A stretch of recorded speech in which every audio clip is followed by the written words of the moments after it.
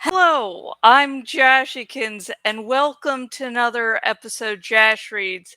Today is the outro video, and as always, when I have a script is right there, camera feed is right over there, and it's been a while since I've done this setup, so if you notice me every now and again just oddly looking over this way or just oddly staring in front, yeah, I'm out of practice.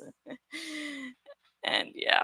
So, we finally finished Animorphs number 11, The Forgotten by K.A. Applegate.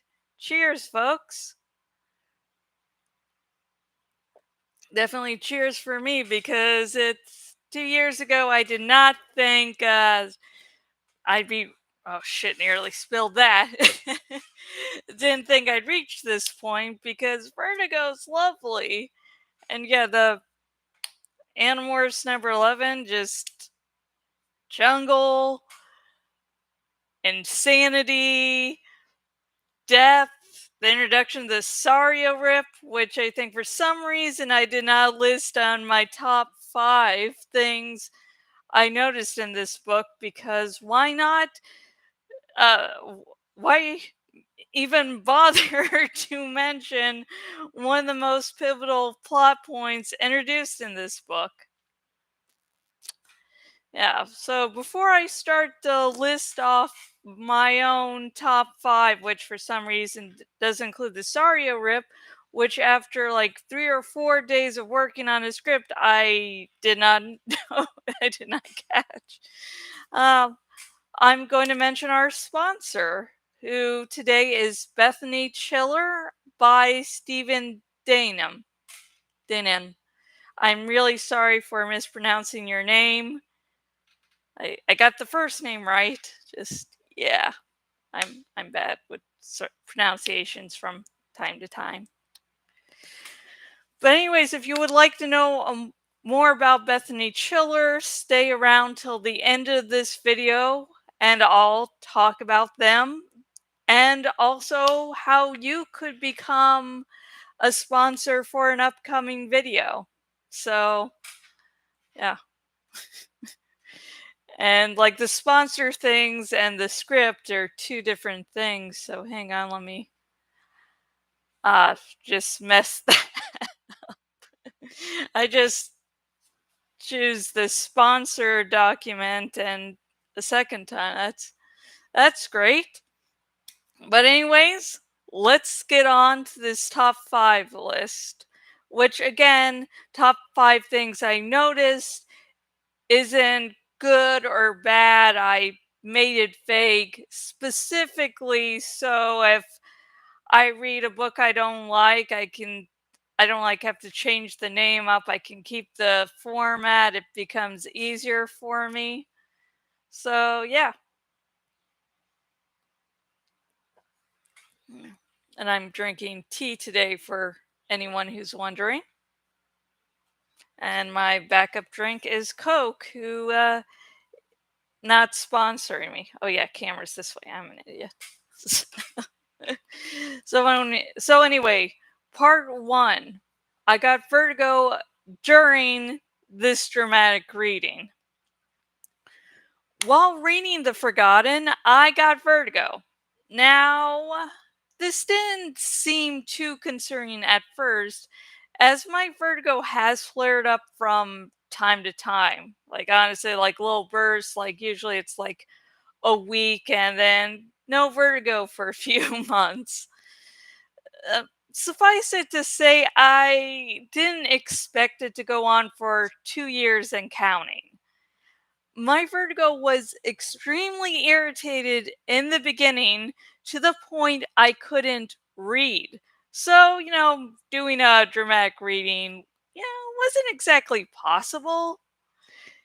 Near the beginning, I thought doctors could eventually put me back to normal again, but visit after visit after visit proved fruitless, so I've stopped hoping I can be cured. I've accepted that this is my new normal. It took some time, but I eventually got back to doing dramatic readings, though obviously not as regularly. Like it used to be every Monday and Fridays, I would have a new episode of my Animorphs dramatic reading out. Now it's not the case. I consider finishing this dramatic reading to be close to a miracle because, again, for a long time, I didn't think I was going to be able to record anything again. I think it took a few months at least for me to start doing little blog posts. So, yeah. Part 2. Square dancing in school seems hellish.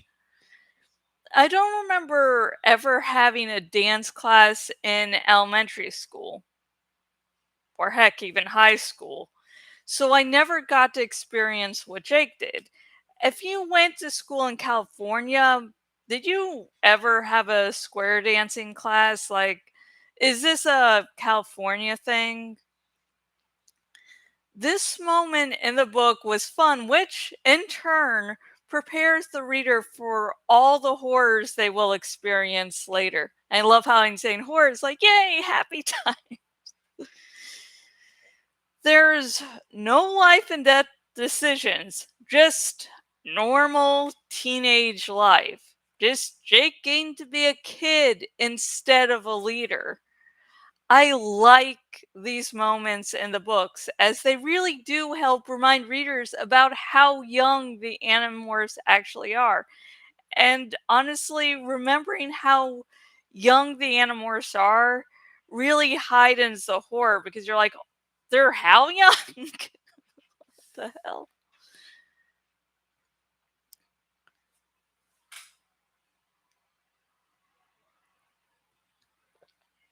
Part 3. The meaning of the title, The Forgotten. This book is a time travel story about an alternate timeline that never happened. Thus, Jake is able to explore the downsides of leadership without losing anyone in the process. So, the title refers to the alternate timeline. As Jake is the only one that remembers the alternate timeline in the Amazon, the alternate timeline is forgotten. I couldn't find an official reason for the title on Seropedia, so there's nothing canonical that contradicts this interpretation.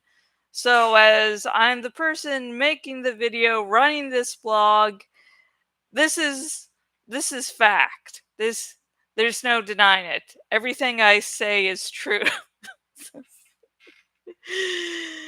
Ah, that's a good thing that isn't the case. Part 4. Rachel was nearly eaten alive. I'm just going to repeat that.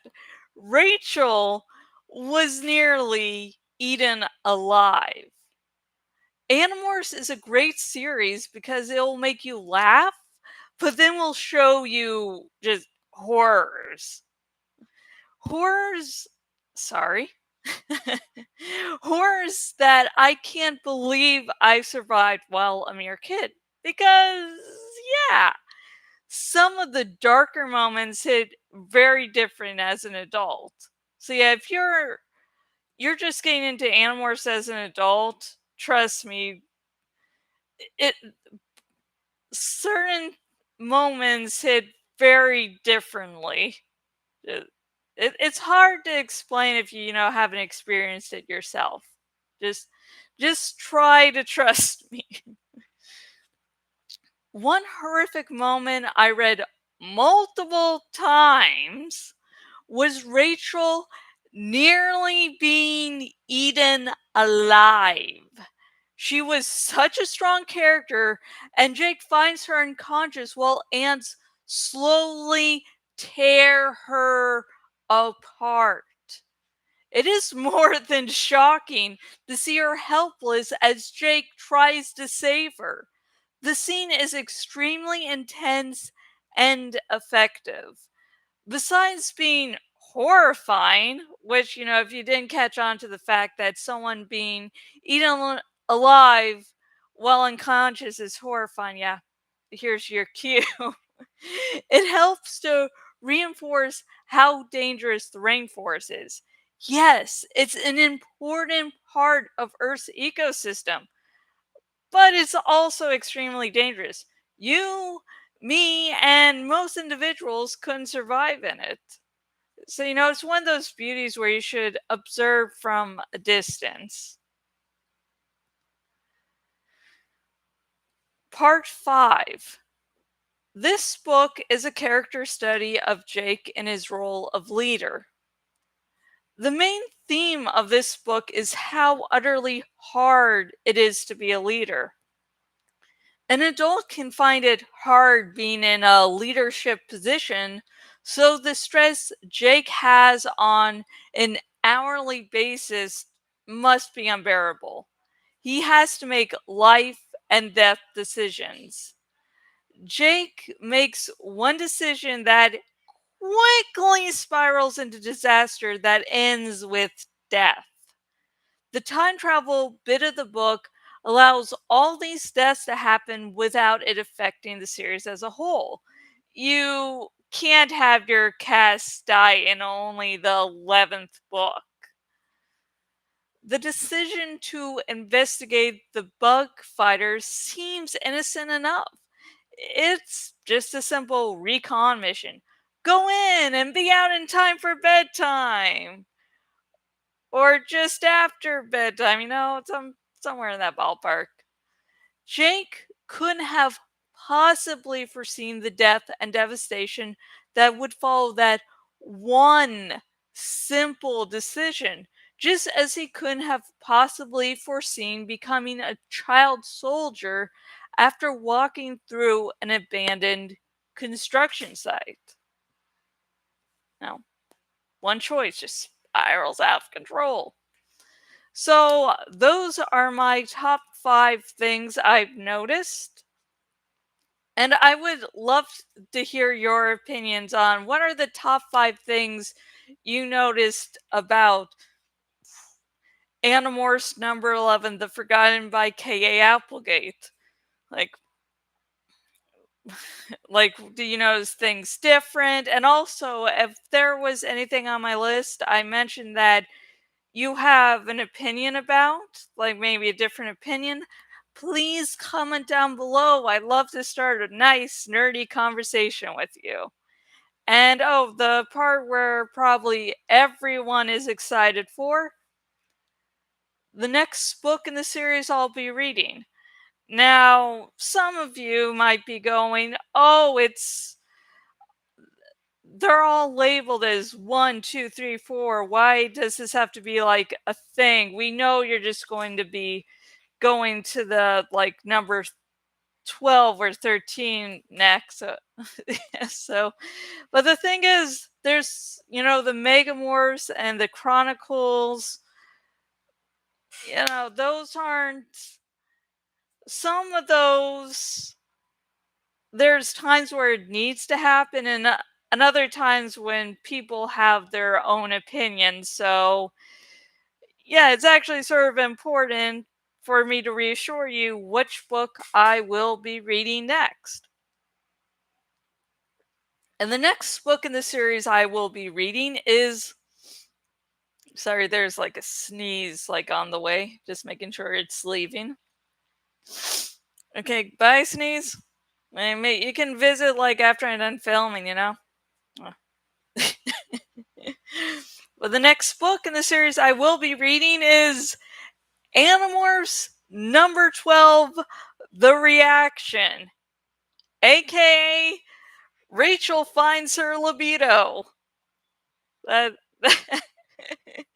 I swear that joke will make sense once we get into reading the book, and